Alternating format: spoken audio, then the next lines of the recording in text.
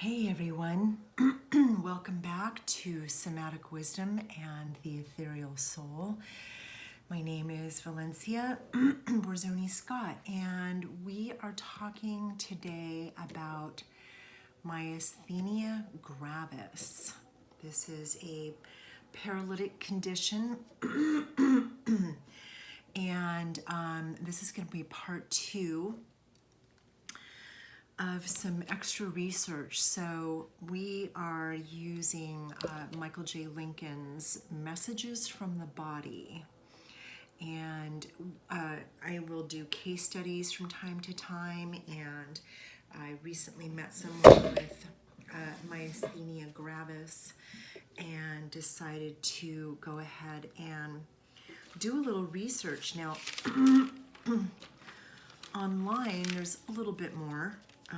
And in Michael J. Lincoln's book, there isn't really a whole lot. There's a short, tiny paragraph about drooping eyelids, and that's it. It doesn't say anything about double vision. He doesn't say anything about the difficulty with walking and talking, with swallowing. Sometimes the thymus gland is involved, which is the master gland for the immune system. That was the other thing I was going to look up, was the immune system. So we'll flip on over there.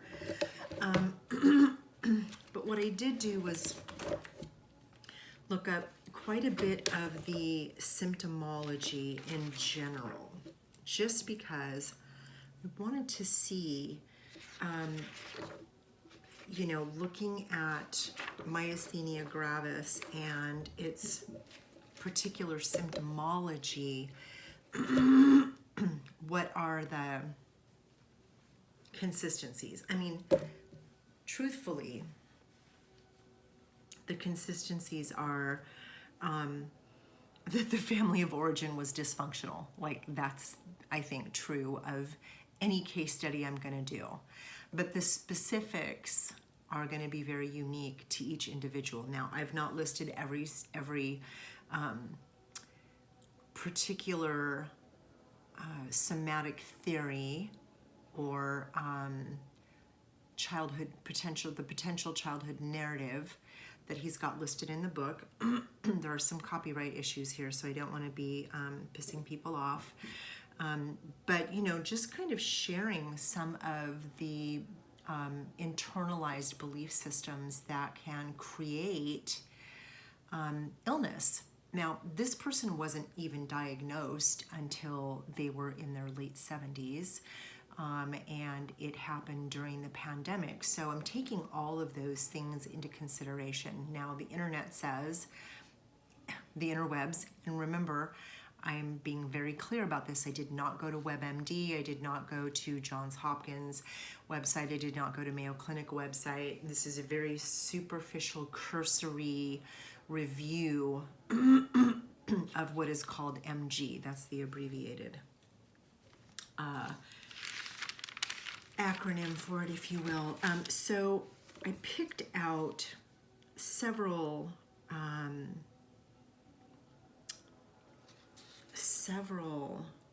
of the symptoms, and so I'll just read these off, and then we're going to look at the immune system as well. So the first one I looked at in Michael Lincoln's book is weak muscles. A corrective collapse. Need a rest to recuperate, but have to continue with responsibilities. So, how to alleviate the demands? Get sick.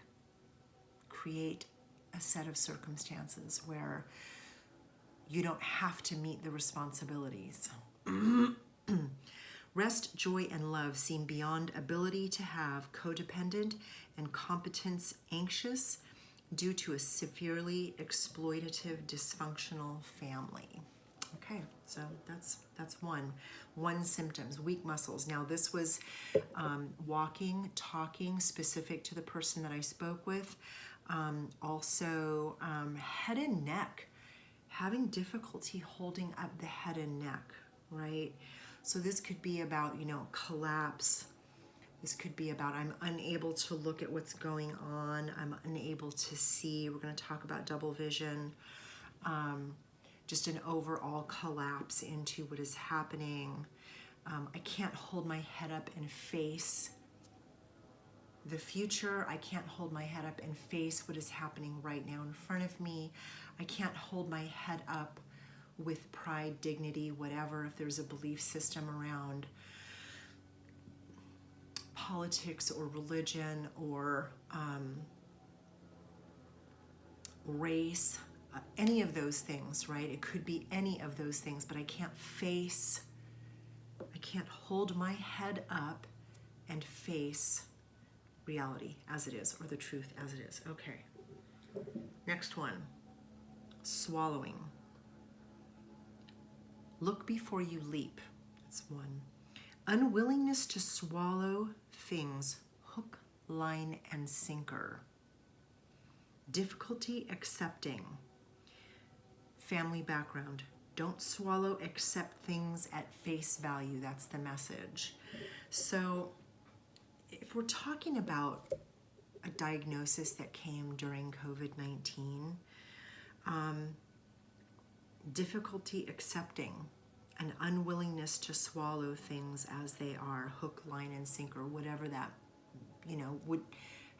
whatever the fear is, right? I'm afraid of all the stuff I have to do. I'm afraid that I may die if I get this. I'm afraid they're creating a lot of fear. And we know there was a lot of fear-driven dialogue and absence of dialogue that was happening during COVID-19. It was quite terrifying for a lot of people. It was a lot of unknown. So swallowing, unwillingness to. Double vision. This was another symptom. I don't understand. Chronic confusion, uncertainty about the current view and its meaning. Receiving many mixed messages and unable to prioritize. Double vision. I don't understand. I don't understand what I'm seeing. Chronic confusion and uncertainty about the current view and its meaning.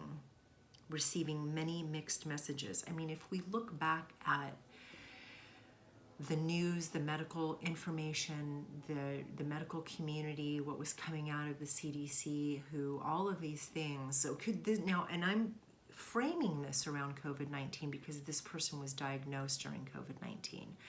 This could be anything.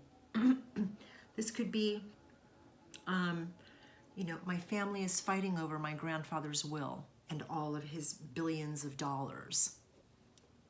Could be anything. Could be, somebody in my family has been diagnosed with a health condition that will end their life sooner. And so, all of a sudden these symptoms are the ones that show up. It could be anything. It could be anything, but because we're talking specifically about a person that was diagnosed, a condition that was diagnosed for someone during COVID-19, I want to hold that container as a part of what could have influenced these symptoms, the symptomology, this diagnosis. This is how it's manifesting, right? This is the manifestation of all of these fears. And if we look at what was happening in the environment, it matches up. Okay, so that's where we're going with this. Now we're going to look at thymus gland, because this was also on the list as potentially being part of the medical condition being problematic, because it is a master gland for the immune system, right? And this is an autoimmune disorder. That's how it's categorized anyway in a biomedical model. Singled out, lack of fulfillment, survival struggle, feeling assaulted, why me? Siege started in the womb, attacked by life and the universe, and a feeling that they deserve it. Those are pretty big things. Those are pretty big things, and for the few minutes that this person and I chatted, they made it very clear that there was a toxic childhood as a foundation. And in my book, Chasing Shade, Living with Developmental Trauma, I talk about the childhood developmental trauma that I experienced from pre-birth. This was at conception, and it continued through my whole childhood. So I immediately had a sense of compassion for what this person was saying, what they were telling me, because I understood it. You know, it's different, but it's same. You know, your needs aren't met, you're neglected or abused or both. There's a whole host of mixed messages. There's a lack of nourishment, of caregiving, of love, of attention, and there's a deprivation, you know, that happens, and that just ripples out throughout the whole development of the nervous system. And then we have, you know, the siege started in the womb, attacked by life in the universe, because if your caregivers, your primary caregivers, are neglecting or abusing you, then yeah, you're going to feel like you're being attacked by life and the universe. Nobody's there for you. My own narrative around that was a sense at the age of 3, probably had that pre-verbally, but didn't articulate it internally to myself or anyone else until the age of 3, that I was alone in the world, that God was not here for me, and that he didn't have time for me. And that's a pretty horrible, empty, bleak, black, dark, vacuous feeling place to be in when you're 3. Hello. Okay, back to MG. Now we're going to look at respiratory, because it did say that extreme cases of MG, Myasthenia gravis, can lead to paralysis of the respiratory system and the need for intubation. So we want to talk about this. Lincoln says, don't deserve to exist. Feel highly unsafe, afraid to yield fully to life. Feel unworthy, alone, sad. Joy avoidant, and happiness squashing, with an underlying fear of the universe. Love-starved and lonely due to an untrustworthy, depriving, self-immersed parenting. I cannot breathe. Respiratory, respiration, inspiration, feeling inspired. Inspired, inhalation.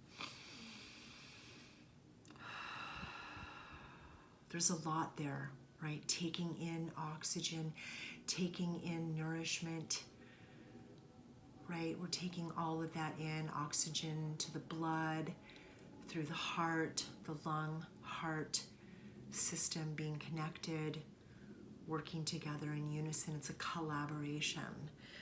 And if you feel brokenhearted and you're happiness squashing and joy avoidant and you can't breathe, wow, that says a lot. And I will tell you, I will, raise my hand here about the self-immersed parenting. As a parent who was deeply caught up in her own trauma, and I didn't even know that that's what it was, but I was dissociating all the time. I didn't really know that, but I was checking out. That impacts your children. That impacts the children that you are raising, whether you're too present, helicopter parenting, or whether you're just completely absent and not present. If you're watching something on the television or on your phone, or you're busy working and you're not paying attention, if you're not having one-on-one time, and it was hard for me as a parent, I was, like I said, constantly checking out, that's a problem. And so when we look at, an untrustworthy, depriving, self-immersed parent, and what can come from that, no, that's not to say that all kids are going to wind up with MG. That's not what we're saying here. But what's being highlighted is that there are negative consequences for some of the intergenerational trauma, family jewels, if you will, that are handed down, right? These things that are handed down. My mother was traumatized, I was traumatized, my kids were traumatized. Like, that's kind of just the deal. And it sucks. You know, so we have an opportunity with all of the information that's available online, with all of the ways that we can get educated about child development, about parenting, about healing our wounds, self-help, working with trauma, getting embodied, using art therapy, EMDR, you know, psychedelics, all the things. I mean, throw all of it out the wall and see what sticks. You know, make it a spaghetti experiment for yourself. And if you have to start out at the low end of things, like what can I afford to do now? Do yourself a favor. Like, try finding those things. Try finding some YouTube things online, things that are free that you can subscribe to and follow and view a couple of short videos here and there. What seems like it works for you? What seems charged and alive and juicy and appealing? And ooh, I'm curious about this. This feels good in my body. This feels like it would be really nourishing and helpful. Allow yourself to go there. You know, allow yourself to do that for you and for your descendants, right? And even your peer family members, and even your ancestors, because it may change something for them, right? We spin one atom in another direction, and all the atoms around it start spinning in the opposite direction too. They follow along, and that is how it works. Quantum physics. And we are nothing but atoms spinning in one direction. Okay, we're going to look at immune system. What's the use? Deep grief, underlying despair, demoralization.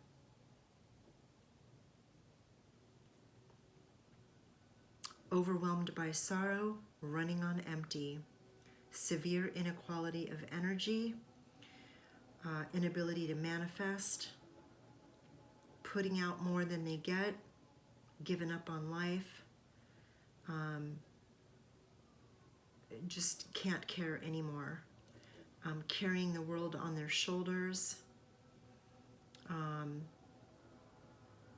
told by the toxic family that they were the source of all the problems, while actually being the only one deflecting some of the disasters. So this really is, you know, the immune system is how we fight off invading illness, germs, viruses, toxic, oh God, what is the word I want to use right here? It'll come to me. Oxidative stress, right? So the immune system fights off all of that. And if we're talking about the family system and we can't fight them off, they are the toxicity, then of course we're going to start attacking ourselves. They've been holding up a mirror and telling, you know, the person that, you know, you're the problem. Toxic family, we're fine. You're the one that's, you know, so, and again, it goes back to some of these other messages. What was the one? Get sick, make an excuse. How to alleviate the demands, right? The demands of the toxic family, the demands of the family, of the religion, of the social culture, of the narrative, whatever the narrative is. And some of the other messages that we got initially from MG, and paralysis in general was they're after me, immobilizing fear and terror, utter helplessness, creating some kind of a weird escape mode, avoiding unwanted task, experience, situation, or person. This was all COVID. We had to avoid everybody. And we wanted to avoid the unwanted task because we were told to avoid people, right? And maybe we are the social butterfly that has Friday night game night. I mean, I don't know. But when we're looking at paralysis, Lincoln says that the potential for this is an outcome of a mental narrative, a psychosomatic condition. That's how we would define some of these using his book, Messages from the Body, as a lens, right? Don't move. The balance of the cosmos rides on everything I do. A freeze response. Don't move forward. Walking. No advancing. World War III. All the things. So this really does say a lot about MG and the connections here between the internalized negative narrative from the family and how that can manifest in health, and the different components. And I talked about this in the other video about the layering, right? Because as this continues, there's just layer upon layer of negativity, toxicity, poison, all the really destructive messaging that is coming.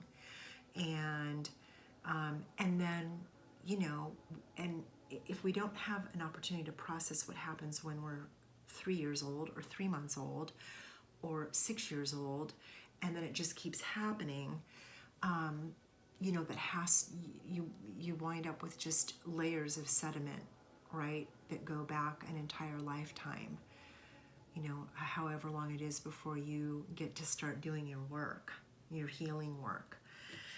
And so this was very interesting. This is a very interesting case study for me. And I hope that you have found it helpful and beneficial. Certainly looking forward to doing some more. We're going to be looking at genetics. I mentioned this in the other video about, you know, there is a version of MG that is congenital, and they call it congenital myasthenia, right? And so there is a section in the back for genetic, and he does talk about ancestral expression. So I mentioned that, and I'm curious to see what he has to say. I just marked it real quick, so I haven't really looked at it extensively. But we are going to be looking at profuse sweating is a very interesting one, so we'll be looking at that. Sweating, excessive sweating. There's not a lot of information here, but we'll be looking at the psychology of that, and we'll be looking at the sympathetic nervous system. You know, we're going to look at that for sure, because in my book I talk about nervous system development from basically conception in utero. The nervous system is developing. It's being hardwired from the minute a fetus is conceived. And we're not going to get into any other conversation but that. And so, you know, if that's true and the environment is so impactful, if we're talking about, you know, nature versus nurture, nurture would be the environment. How is the environment impacting the development of the nervous system, the sympathetic and the parasympathetic nervous system? And so because that was part of my trauma, a lot of toxicity and a lot of flooding of chemicals from my mother through the umbilical cord when she was pregnant with me, that created a lot of stress, oxidative stress for me, and was part of the recipe for the formation of my nervous system. So we will be looking at that.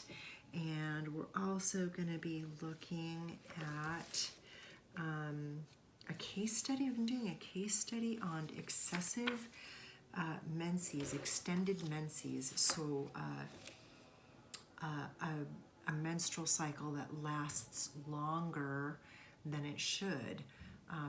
Standard is 5 to 7 to 10 days back in my day. May have changed. I mean, the new pregnancy is 10 months. We always called it first, second, and third trimester, which is 9 months. I don't know what the hell's going on. Babies are baking longer than they used to. So that's a little bit of what is going to be coming up, along with potentially a Tai Chi video. That might be funny. But it certainly is a practice that has been helpful for me, because a meditation helps me be grounded, certainly encourages me to be more balanced in my body. And I also I want to say thank you. I got a couple of emails, and I will be looking at those case studies moving down the road. It seemed like there was not a sense of urgency around that, the 2 requests that I had. So I may squeak them in between these others that I have that I want to do, because I have a lot of content, so it's going to be busy. Like I said, I've had a lot of healing going on in the last month. I mean, I literally looked at the last video, it was a month ago, and I couldn't believe it, but the healing for me, the transformation is coming a lot faster, much faster than I had anticipated, and a lot of it's body-based. And so I really want to pay attention to that and lean into that. It's very, very important to me that my body be functioning healthily and at optimal peak potential, because there's so much more I want to do in this life. I'm currently a nanny and enjoying that, and that baby demands a lot of my mobility. It's very important that I am mobile, because I'm having a lot of fun here. So that is today. Following up, if you have a medical condition, or someone close to you has a medical condition which you would like me to examine as a case study through Michael J. Lincoln's book, please send me an email at etherealsoul2003@gmail.com. That's ETHEREALSOUL 2003@gmail.com.